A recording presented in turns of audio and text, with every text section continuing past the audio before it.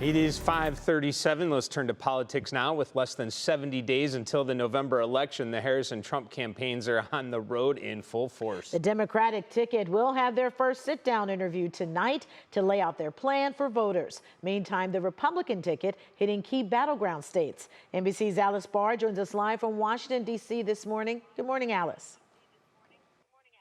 Good morning, Tanita and Dave. The pressure is on for this sit-down interview airing on CNN, with both supporters and critics alike pressing Vice President Harris to more clearly stake out her positions on key policy issues.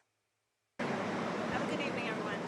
Vice President Kamala Harris and running mate Minnesota Governor Tim Walz kicking off a bus tour across southern Georgia, listening to a high school marching band and addressing the students. Your generation, all that you guys stand for, everything you have at stake is what is going to propel our country.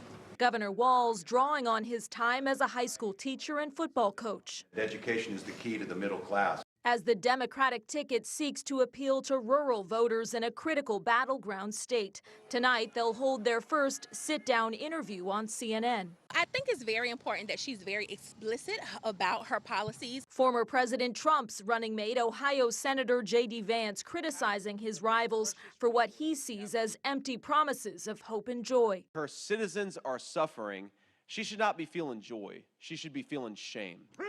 That as he defended against criticism over a Trump visit to Arlington National Cemetery this week, honoring the U.S. service members killed during a chaotic withdrawal from Afghanistan. He was there providing emotional support to a lot of brave Americans who lost loved ones they never should have lost. The visit drawing controversy after the Trump campaign says a cemetery employee tried to physically block campaign staffers.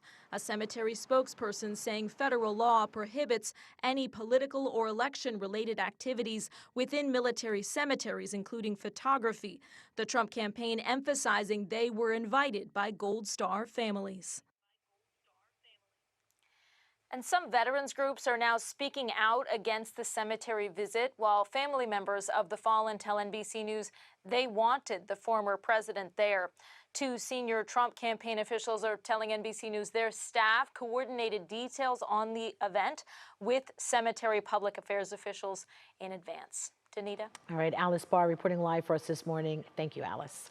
Well, here at home, absentee ballot applications are officially being rolled out. If you plan to vote absentee this fall, the state recommends completing your application and turning it into your county board of elections as soon as possible. Absentee ballots will start being sent out October 8th, but Secretary of State Frank LaRose is warning voters to look out for anything that is not labeled as official election mail or from voteohio.gov.